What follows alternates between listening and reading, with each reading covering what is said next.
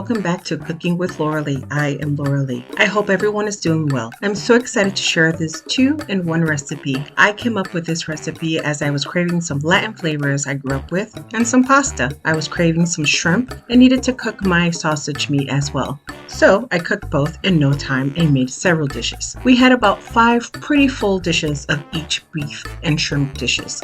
Now, when I made this meal, I ran out of my sofrito, but I highly recommend adding some to your meal to elevate your dish to another level. Now, if you've never made sofrito before, I will put my sofrito video down in the link. The recipe will be in the description. I invite you to like, comment, share, and subscribe. I hope you all enjoy.